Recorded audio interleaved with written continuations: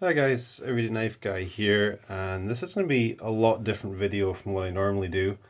But this is a knife channel, so before we get into the whys and wherefores of this ramble, let's throw some stuff out on the table so at least you guys have got something to look at and you don't just have to listen to me talking. Here's some stuff we're going to talk about today, and the reason I'm doing this is recently I watch a lot of YouTube as much as my kind of free time allows, and recently I just kind of had this thought that the videos I make, much as I enjoy making them, don't get me wrong, the videos that I make aren't really in any way comparable to the ones that I enjoy watching. And I watch all kind of knife reviews and knife discussion vids, and non-knife vids. I watch all sorts of stuff, music videos, documentaries, just fail videos, all sorts of stuff. YouTube, I think, is pretty fascinating. We can all agree on that. So yeah, but the videos I really enjoy watching most are the long discussion videos, the kind of rambling ones where it's just the guy talking to the camera about knives, and you can kind of connect in some way. I know it's a one-sided conversation, but you can kind of connect in some way and on some level because if you're watching those videos, you're into knives to start with, and it's just interesting to get people's points of view and find out what other people think about certain products, or what their day to day is, that kind of thing, and just to hear their thoughts on knives and their ramblings basically. So I thought I'd give it a go because that's what I enjoy watching most. And recently I've been watching a lot of Apostle P, Rob, the Apostle P channel. If you're not subscribed to him, you really should be. If you're into knives, he does fantastic knife reviews and very lengthy ones as well. A lot of opinion in there, and that's kind of the videos that I aspire to make for knife reviews, and I'm a long way off that. But certainly the discussion element is something I think is interesting, and part of the attraction of YouTube, and the part that I like most is the feedback I get from people, the comments on videos, and if doing longer videos like I plan this one's going to be is going to open up some more conversation, then great. So the plan is loosely just to kind of throw some stuff out on the table and talk about a few different things, and get some comments going and hopefully some feedback from people.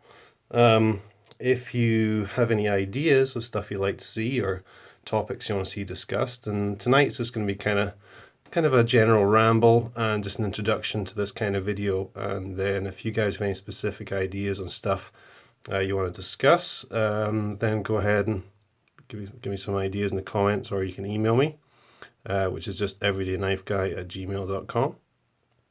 So yeah, we're going to go have just a general chat about a few things tonight and see how it goes, and I may upload this, I may not. We'll see how it pans out. So there may well be a few beverages involved as well. This is what I'm drinking tonight. Nice clear liquid. And that is one of my top 5 drams, Ardbeg. If not, probably my top 3.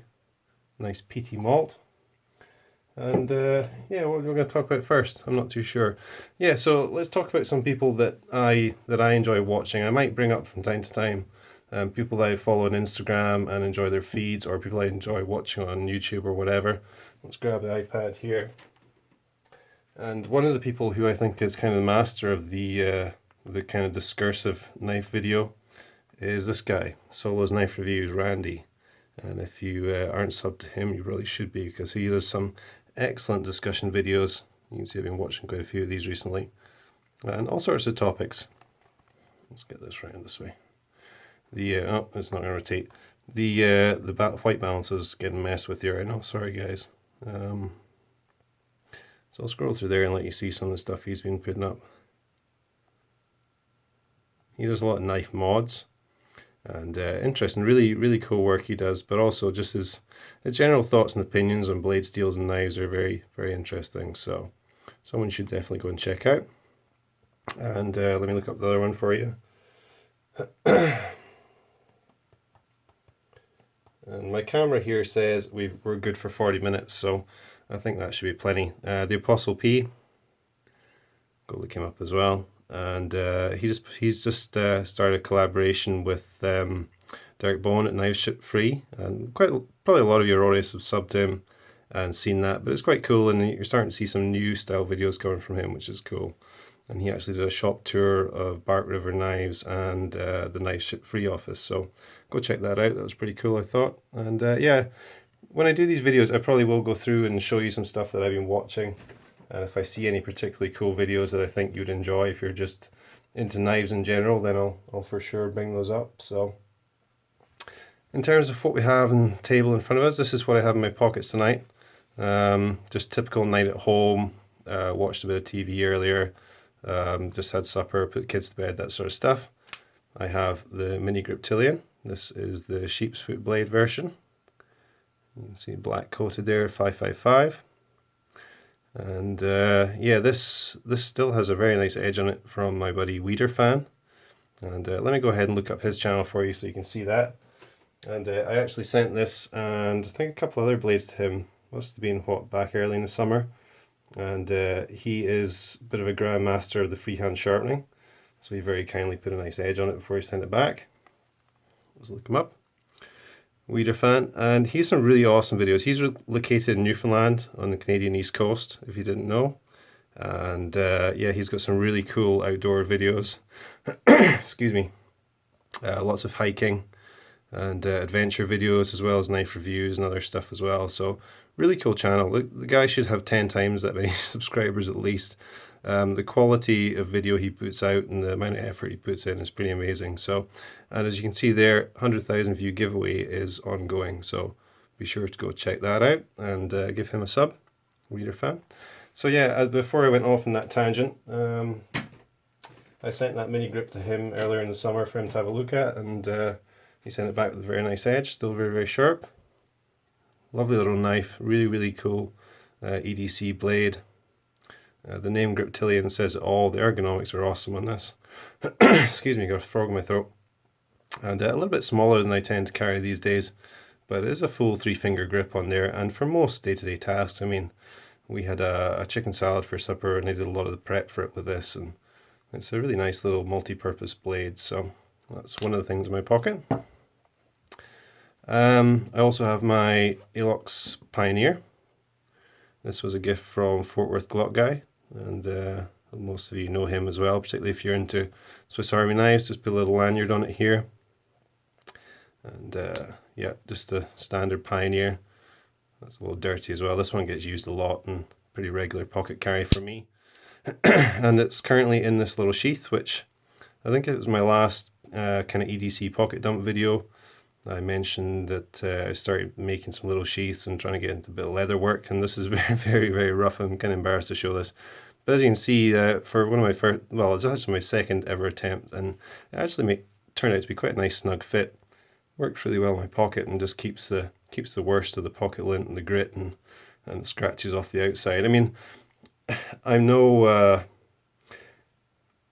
a collector. Like, I have no issue with knives getting used and blades getting scratched and just general wear and tear. But at the same time, like, I like things looking good, and if popping it in a sheath makes a difference between this looking good for 2 years for me as opposed to 2 months, then sure, I'm going to do it, because, you know, I like to be able to pull it out and use it and actually appreciate how it looks and enjoy it. So I know some people kind of go against that, and some people will relate to that. So that's just kind of how I look at it. I like to keep my gear looking good. It's just the way I was brought up, I guess, and that kind of follows through to my EDC stuff. Also in my pocket tonight, just got a couple of little items in the mail the other day. And excuse me, I'm just going to get a drink here. I got a tickle in my throat. And yeah, part of the Knife Ramble video plus points might be I get to show off some items that wouldn't normally kind of warrant a video. So something like this, which is just a little classic Alox, bright blue. Give you a look at that. And yeah, I mean, I wouldn't normally be putting out a video on this. You'd probably see it on my Instagram feed. I'll put the link to my Instagram in the description for you if you're not following me. But yeah, so you get to see it on YouTube as well, where you normally, excuse me, where you normally wouldn't until kind of an EDC dump video or whatever. Beautiful color blue that. I think this was a 2013 edition. I saw someone else had I think it was a Cadet in this color on Instagram. It was 2013, so I believe that's what it is. No date on the engraving panel though. So just standard classic SD. Knife blade, you guys know this stuff. Nail file, small flat head, and of course the best feature of the classic for me is the scissors. And yeah, came in this little slip here. I will make my own probably little leather slip for it. Try and keep those blue scales looking good for as long as possible because they're just an awesome shade of blue. Hopefully that's showing up quite well on the camera for you guys. And on the same day this arrived. This is actually the first Opinel that I've owned personally. I remember my parents, when we were young, well, when I was young rather, and they were younger and I was young, we used to go on a lot of holidays to Europe and particularly France, and did a lot of backpacking, hiking and cycling there, cycle touring. And it was a case of cycle from your hotel to the nearest market town, pick up lots of the stuff that France is famous for, wine, cheese, bread, charcuterie, that sort of stuff. And we always had one or two Opinels in our backpacks for carving up a picnic lunch. So that was kind of how I grew up with Opinels, and they're very cool, nice. But this is the first one I think I've owned personally, and I got a little pocket size one. This doesn't have the locking collar. This is a number 4. You can see they're very cool little blade. I mean, this cost me, it was under $10 Canadian. I don't know what that is at the moment in the US, but it's well under 10. It's something about, I don't know, $6 maybe, I don't know.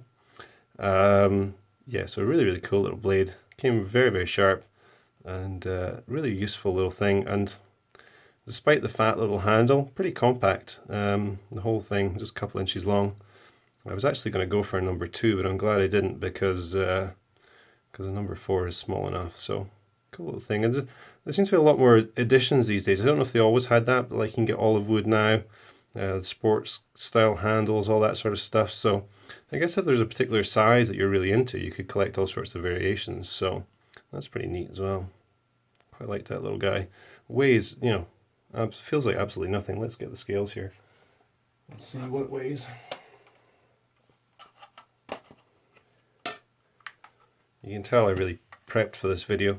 I've been thinking about doing one of these for quite a while, and I've thought about it so much, I haven't actually made any notes. I'm just kind of going off the top of my head here, and you know, I thought about it, so that's good enough, I guess. Who needs notes, right? What's that? 0.3 ounces, 9.2 grams, is that right? Yeah, seems right. 0.3 ounces, incredibly light. When I picked it up at first, you really wouldn't credit how lightweight that is, just for that small wooden handle, little metal collar and blade. So, cool little thing. Definitely pretty compact for the pocket. What else we got to talk about? Let's see. This guy you may have seen on Instagram. The YouTube video isn't up yet. I was really excited to pick this up. I've been looking for a 1982 soldier, Victorinox soldier, 1982 being the year of my birth. So this knife is 33 years old, as am I, and it certainly looks it. Let's just look at this farmer that I have here for comparison. There's what Alox scales should look like, and there's how smooth this is. I mean, this guy literally looks like he's been carried every day for 33 years. He is just almost completely smooth, and the tools are in terrible shape, but this is the first 82 soldier I picked up, and it's probably something that I would look to collect because it's just kind of cool that it's as old as I am. So, you know, if I was picking up an 82 soldier in like another, 17 years or whatever, 50-year-old knife, 50-year-old for me, that'd be pretty cool. There you go, there's the 82 on the tank of the blade. And you may think this blade looks pretty ropey right now. I'm going to show you some pictures in a minute of what it looked like before. I rubbed this all down and gave it a kind of rough satin and actually put a bit of an edge on it. So let's see if we have any paper slicing ability now. Let's grab some. Good old yellow pages. South Shore. Doesn't really tell you much on this, does it? Just says South Shore. Well, that's the South Shore of Nova Scotia. In case you didn't know, that's where I live, on Canada's east coast. So this is our local directory. Lobster creels are a big giveaway of what is the what is or traditionally was the main industry around these parts. So Let's see if we have any slicing ability. Let's check this reptilian first, see if it still has an edge on it. Yep, not too bad at all. It was a lot smoother than that when it came back from Wiederfan, but I have used it quite a bit since then, and it's holding up pretty well. What is it in these? 154 cm, quite nice. And let's try what I was actually going to do was going to try this. So I'm going to show you pictures in a minute, and you'll see when I release a video on the kind of the restoration of this knife. I literally could rub my thumb quite hard up and down this edge when I got it, and you should be able to see that from the pictures in a second. So it's not exactly fantastic edge, but it is paper slicing. It's a little toothy, but we'll work on that. And yeah, I'm reasonably happy with that. I'll put that there actually, and see if I can get you some pictures here in a second. Tidy some of this up. Oops. Sorry, I'm a bit of a neat freak. And let's open up the iPad. I've apologised for this before. Let's just lock the iPad. Look at the state of that screen. That is all thanks to my 2-year-old twins, and they drive their diggers and stuff all over the top of it and smear their snacks and so on. And you can also see a little bit of my recording setup. You can see me there, my camera, and my very high-tech tripod, which is a piece of, what is that? I guess it's like 2.5 inch by half inch board on a little pegboard there, and that cantilevers out, and then we have the camera. So I'll show you more of my recording setup in future. We have some lights there, It's it's super ghetto, but it works, and yeah, I guess that's all that counts really. So let's go into here. Can I open? Yeah, so let's see if we can compare this. So this is this side of the blade, so you can see there the deep scratches all over it. So I sanded most of those off. I didn't want to remove too much material because the blade is already much smaller than it should be to start with. But you can see I've removed the majority of those and kind of satined it and put a bit of an edge on there. You can see what it was before, I guess, hopefully. Let's see if we have some more pictures here. That's quite a good one. You can see, check the edge right down there near the tang, and get this in focus here. So I removed as much steel as I was comfortable with doing, without completely destroying the blade. We'll compare it to the full-size Farmer in a second. That was the inside. What else we got? Those are the other tools I haven't got to yet. Yeah, so let's look at the other side here. It's kind of hard to show you guys this, but you can. I think you can see there what I was dealing with, and I've kind of straightened things out a little bit. Hopefully, one more for that side. So a little bit of improvement. I'm reasonably happy with how it turned out. You can see there. I don't have an extra hand to point, but if you look just back from the nail nick down towards the edge, you can kind of see on the finished article here, you can see there's still 2 little quite deep scratches. I removed quite a lot of steel here and they were still not coming out, so I decided to pause and just leave it as it was. There's still quite a bit of a curve there in the bevel, but it is what it is. That's about as good as I'm going to get right now, and I don't want to move any more, so we'll go with that, I think, and I'm reasonably happy. And let's just take a look at that blade in comparison to this Farmer, which is the size that it should have been originally. And look at that, quite a bit larger. You can really see, you can kind of see if I do that, how much is missing. And I will show you in the actual video on this knife what that really means in reality, but I'll just quickly show you here as well. What that really means is that now, where the tip of your main blade should be way down there, this is hard to see because of the Farmer's saw, but the tip of your main blade should be way down, of course, between the handle scales, so it's well out of harm's way, not going to catch on you. There you can see the tip there. On this one, our tip is now, oh, come on, focus. Our tip is now back here, and that is quite the difference. So now, of course, you could technically catch your finger on that, so I haven't really sharpened the point too much. And I'm going to probably be carrying this in one of these leather sheaths anyway, so it's not a huge deal, but I won't sharpen this any more than I have just so far. And yeah, so there you are, guys. This ramble's going pretty well because we're at 20 minutes already, so if anyone's still watching, I do appreciate it. I'm quite enjoying this. This is more kind of the video that I think that I like to watch. So hopefully you guys find this in some way interesting. And if you don't want to watch it and you just want to watch my shorter vids, that's by all means watch whatever you want. You know, I appreciate the views that I do get, and any comments or feedback you want to give me are much appreciated. So what else do we have lying around here? We what will I show you? I'll show you these. Working on a few beads recently. I'll show you next time we do one of these vids that I've started getting back into using lanyards on my full-size folders. So I've been working on a few copper beads of my own, and I don't want to show you too much of these at the moment. They're very much in the early stages. Going with a wood core style, and working on some different patinas and designs. So you'll probably see some more of those coming up in the future. These products over here are, I was just going to show you these quickly. I don't know if I touched on this before. These are a few different products that I use in knife maintenance and cleaning up knives and whatever. And I don't know if this is the same for everyone else, but it's a bit of a bugbear of mine if you ever trade knives with someone or buy used knives through Instagram or eBay or whatever. Nobody cleans their knives. Like, it bothers me that people send their knives out with all their own gunk and pocket lint and stuff all over it. Like, I always clean my blades before I send them out, and I think that's just courtesy. I mean, the first thing I do anyway when I receive a knife is usually to give it a proper wash and clean, because you don't want someone else's, not to be too gross, but you don't want their sweat and pocket lint and stuff all over it, do you?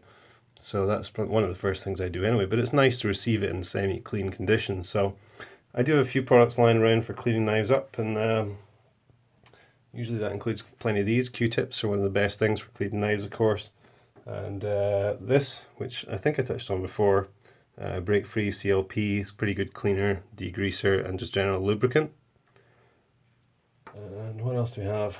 Peak metal polish, if this will focus, by appointment to Her Majesty the Queen. I actually found after I bought it, I didn't realise that. And this is a really good all-purpose polish, cleans, polishes, protects all metals, fiberglass, ceramics.